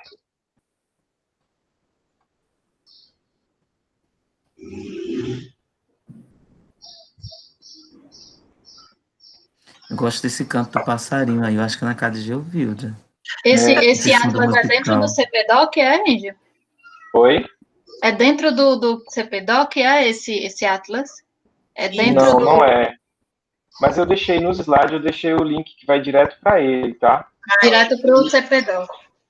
Direto, tem Esse um aí. link para o CPDOC e tem um link também para o Atlas. Tem todos os links são lá, na dois. verdade. Tá? Vocês estão vendo o Atlas agora em movimento? Sim, agora sim. Sim? Pronto, tá ótimo. Então, vocês vão ver aqui na página inicial, né? A gente tem aqui essa linha do tempo, né? Bem interessante, que vem aqui de 1500 até 2009, tá? Então, é possível a gente ver aqui alguns arquivos também já na página inicial. Então, vocês vão observar que tem vídeos, né? Vídeo aqui relacionado com a ditadura. Estão me ouvindo? Sim. Agora meu fone está desconectando sozinho. E aí vocês podem escolher, né, um desses momentos aqui da linha do tempo. Tá? E ele vai trazer para a gente aqui, deixa eu aumentar para vocês, ó, populações antes da conquista, grandes navegações. Deixa eu pular aqui para República. República. Tá, ó. Sertão Baiano, Baiano do Conselheiro, Guerra do Acre. Então, Eu não sei nada dessa Guerra do Acre. Pois é, nem eu. Uhum. Deixa eu ver se eu abro aqui alguma coisa para vocês observarem. A gente já passou do tempo, né, professor? Sim, já estamos no crepúsculo. Então, só para a gente concluir, né? Vocês veem que são recursos audiovisuais bem legais. Esse negócio aqui. Oi? Bonito, viu? Gostei. Não é? Muito bonito, né? É bem interessante os recursos. Ele dá uma proximidade muito grande em relação a essa questão pesquisador e pesquisa, sabe? Ele traz essa relação nessa linha do tempo. Pronto, pessoal. Então, para concluir, apesar de o repositório da FGV ele ser bastante estruturado com esse enfoque de mercado, vocês vão ver que lá eles têm registros históricos muito relevantes, né? Documentos que certamente só eles possuem e que sim merecem atenção, né, nossa, mesmo que a gente esteja numa área de pesquisa um tanto distante da deles, né, relacionado ao que eles priorizam, mas ainda assim a gente tem lá uma quantidade enorme de recursos, né, que podem subsidiar nossas pesquisas, ok? Então, eu pesquisei lá sobre a história da igreja, lá quando eu estava fazendo doutorado. Foi? Lá na do Flamengo, na CPDOC. Até peguei uns materiais assim o que eles possuíam lá, eles deram, né? Tipo uma brochurazinha assim, não sei onde é que está isso, não. Faz muito tempo. Mas era fácil acesso lá, sabe? Você ir lá, tudo. Matheus, eu vou me afastar, viu? Que eu tenho um médico ainda. Certo. E A gente vai só concluir.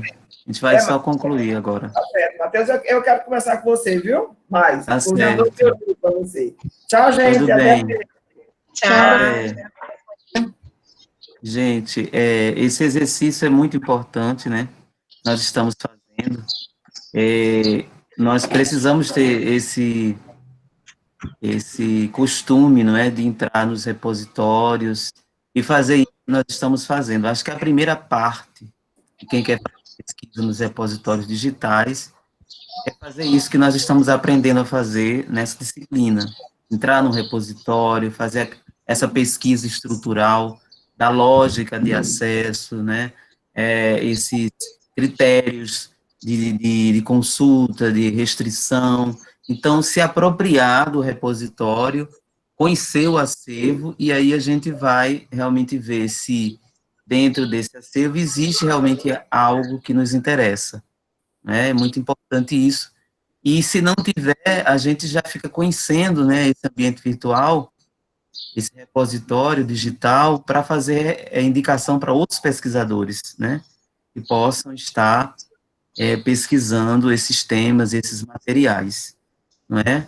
E não necessariamente, por exemplo, o repositório tem que ter o nome História da Educação, não é? Para a gente encontrar documentos referentes à nossa pesquisa. Então, o que é que vai revelar? É quando a gente realmente entra e faz esse exercício de reconhecimento, né, de procura, realmente de conhecer o repositório por dentro, como vocês estão fazendo, né? Vocês não apenas abriram a página inicial, vocês mergulharam, não é? Mergulharam e colocaram ele no avesso, né? Colocaram o repositório no avesso e a gente compreendeu toda essa estrutura, essa riqueza, né? Então, tá de parabéns às duas duplas. Eu acho que o grupo tem um potencial muito grande, a gente está se revelando, né, nessa perspectiva. E aí, para o métier do historiador, é muito importante essa sensibilidade de realmente conhecer o acervo primeiro, para depois explorar, no bom sentido, né, os documentos que ali estão presentes, né, explorar consulta, né, não é de, como a gente até falou no início, a questão dos crimes, né, depois a gente vai, quando for falar sobre os arquivos, sobre a questão da ética, né, do pesquisador no arquivo, e hoje isso é muito, pode ser coibido, né, essas ações não recomendadas, né, porque tem os monitoramentos. Os arquivos digitais assim, eu acho que é a tendência hoje, né, os acervos físicos, a gente tem que, por isso, eu acho que aqui no Rio Grande do Norte, a gente tem que criar essa cultura, né, no próximo encontro nós vamos já vir para o nível local, né, vão ser 2 repositórios mais próximos de nós. Nós vamos ter ainda um nacional, que é o repositório CAPES, né, apresentado por Cícero e Jefferson, e nós temos 2 mais próximos de nós, que é o repositório da UFRN e do IFRN. Então, esses repositórios que são mais locais, faz parte de uma cultura recente, como diz a professora Marlúcia, mas que deve ser uma luta nossa, né, de criar mais repositórios digitais, por exemplo, para o Instituto Histórico e Geográfico, é um patrimônio, e tem obras raras que, se não for digitalizado, nós vamos perder boa parte da história do Rio Grande do Norte que está ali, não é? Tem um acervo no subsolo da Arquidiocese de Natal. Então, existem os acervos particulares, como, por exemplo, disposto na Casa Câmara Cascudo, na Capitania das Artes, são vários acervos físicos, e a gente tem que implantar uma luta aqui no Rio Grande do Norte, para a gente mudar, não é, a cultura de preservação desses acervos, digitalizando esses acervos, para eles estarem realmente preservados para a nossa posteridade, né? Porque eu acho que mais 50 anos, se o acervo do Instituto Histórico permanecer do jeito que está, realmente a gente só vai ter só cinza e pó, né, daquela documentação, né, porque eles estão literalmente se fragmentando, né. Quando eu fiz pesquisa na dissertação, para dissertação e tese, a gente, alguns cadernos, né, de jornais, quando a gente passava a folha, ele se desintegrava, né, devido a ser material do século XIX, né, meados do século XIX, início do século XX, e não tinham sido digitalizados, nem microfilmados. Então, uma pena todo aquele material se esvair daquela forma, né? Então, é um exercício, eu acho, muito válido que nós estamos fazendo, até para valorizar essa forma de arquivo e encampar essa luta enquanto historiadores da educação e da educação profissional, a gente encampar essa luta, sim, na preservação dos nossos acervos físicos, fazendo essa campanha de digitalização, né, desses acervos, montando mais repositórios digitais. Que aí a gente viu aqui, só nesses 2 encontros, a riqueza que tem você ter 2 milhões, né, de documentos na Biblioteca Nacional, que agora é um patrimônio mundial e que todo mundo pode ter acesso, né. Acho que isso é democratizar o conhecimento, o acesso, viabilizar as pesquisas, porque tem pesquisas que são inviabilizadas porque as fontes não estão acessíveis, né, e aí o pesquisador, ele muda de foco, e aquela pesquisa, ela não é realizada porque as fontes não estão disponíveis, não é porque a fonte não existe, é porque não está disponível, não tem esse acesso, né, àquela fonte, tá certo? Então, era essa reflexão que eu tinha para fazer. Eu dispus lá na sala do Google Classroom todos os links, inclusive dois acervos que são também muito importantes, que é o domínio público, né, que a gente não vai analisar eles aqui, mas que quem tiver curiosidade de visitar, é importante, né? Tem muita coisa de literatura também, de história, e também o outro é o acervo do INEP, né? O acervo do INEP, que também é uma instituição bastante antiga e que trabalha com questões específicas ligadas à educação, né? O INEP, ele ele faz parte da história da educação do Brasil, né? E sendo parceria aí de muitas décadas com o Ministério da Educação, que foi criado em 1930, certo? Então, próxima semana, temos mais uma exposição, uma socialização dessa riqueza. Ainda temos 5 minutos no prolongamento. Quem poderia ainda fazer uma avaliação desse nosso encontro, dessa nossa apresentação?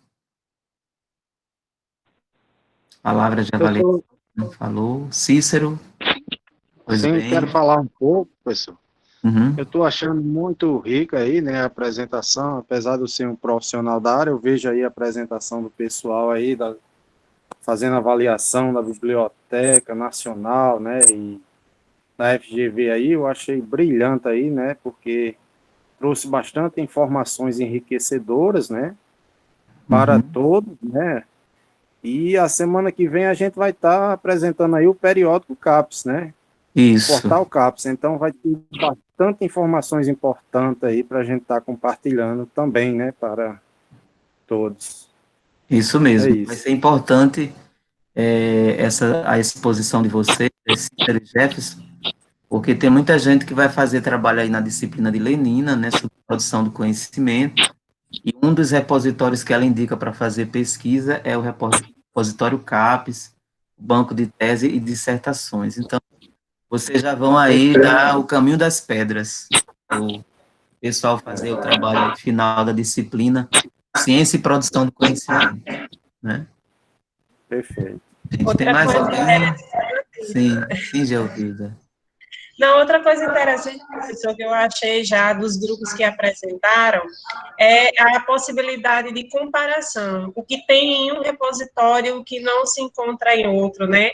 A estrutura de um que é físico e o outro que é totalmente virtual, digital. Então, a gente fazer essa reflexão também do que eles se contemplam ou que muitas vezes fica deixando a desejar, né? Então, o que mais ou menos a gente pode encontrar é bem interessante essa parte aí, né? Onde tem os repositórios que a gente pode indicar, a gente, enquanto professor, para a questão da inclusão, né? Os que já sinalizaram que tem... Como uma carência, né? Uma carência grande, né? Exatamente. Então, foi bem interessante, né?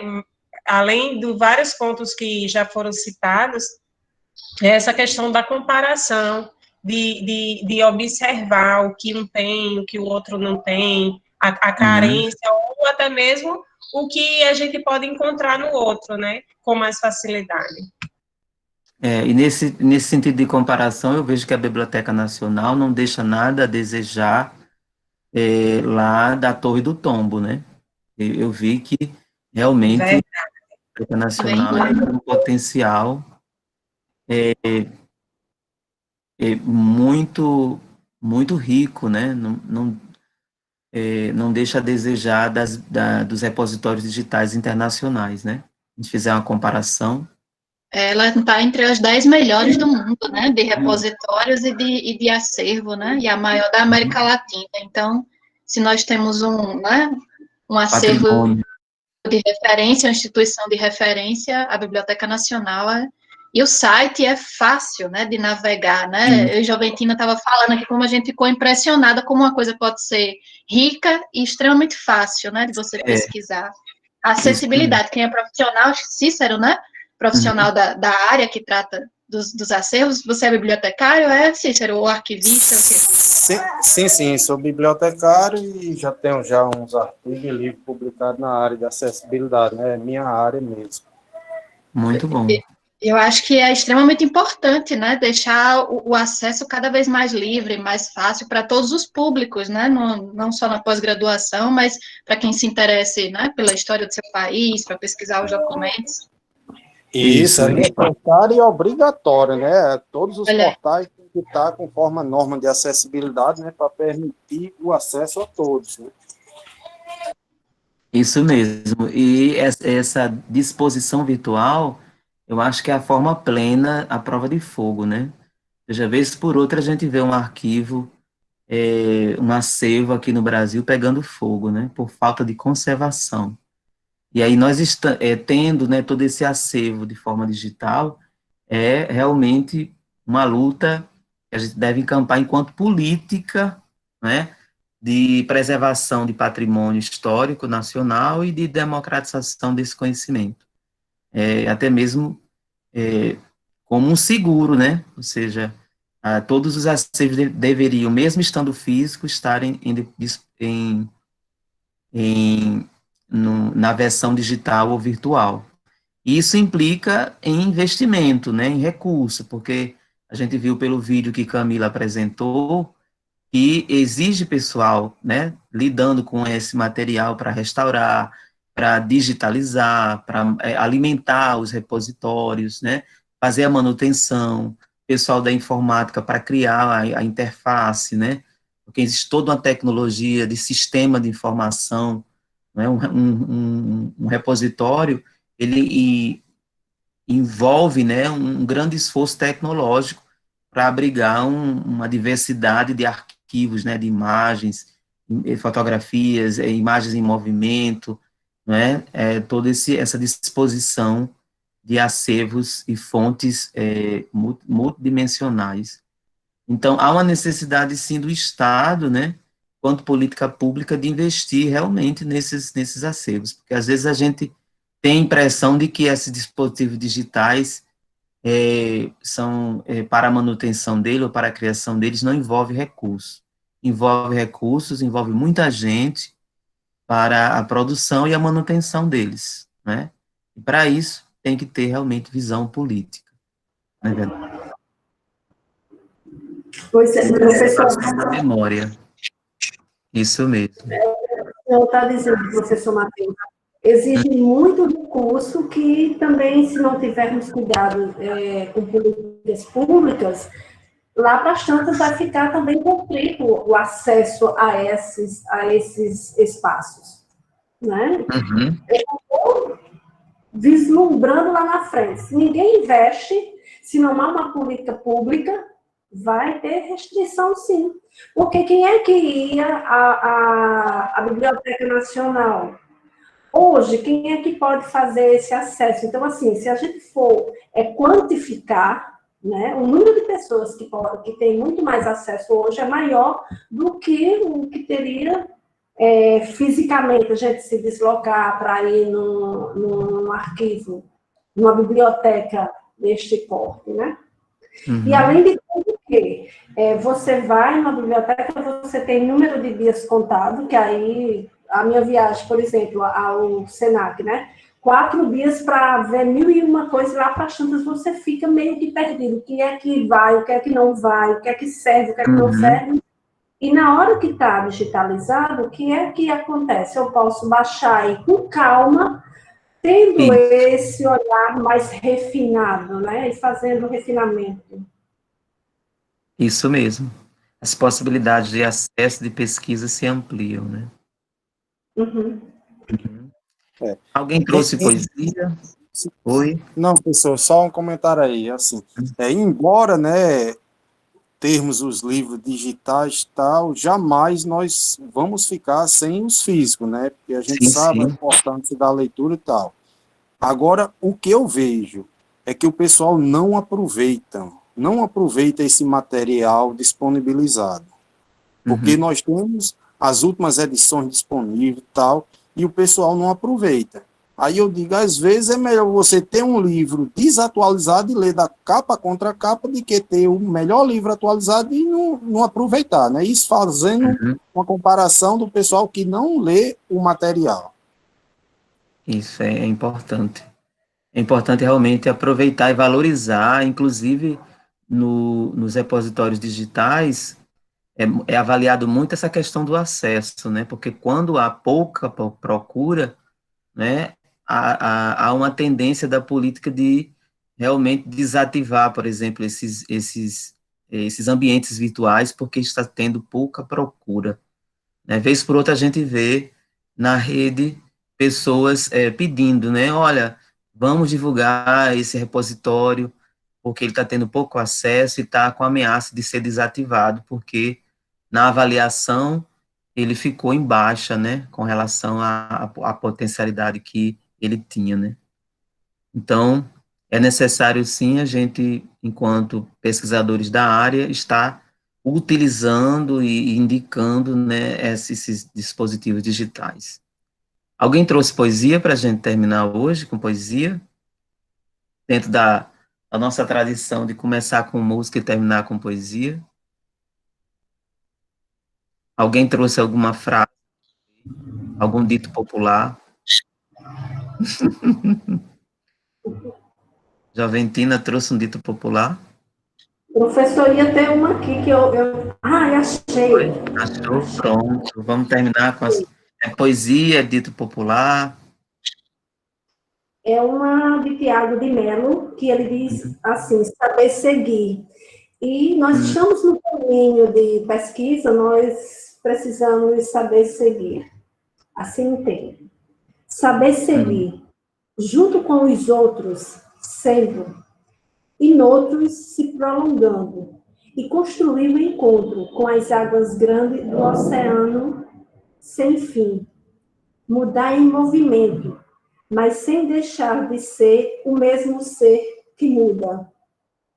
Né? Então, que nessas nossas pesquisas nós possamos navegar por esses mares juntos. Uma hora a gente se junta, uma hora se separa, mas sempre nessa busca de parceria, né, nesse movimento, indo buscar conhecimento para que possamos construir uma sociedade em que todos possam ser inclusos, né? Independente de credo, independente de cor, independente de condições financeiras, que sejamos este movimento. Pois bem, muito obrigado. Vou aqui desabilitar a... Massa, Joaquim. Muito bom. Parabéns, jovem Tina, né? É muito bom a pessoa ter juventude no nome, né?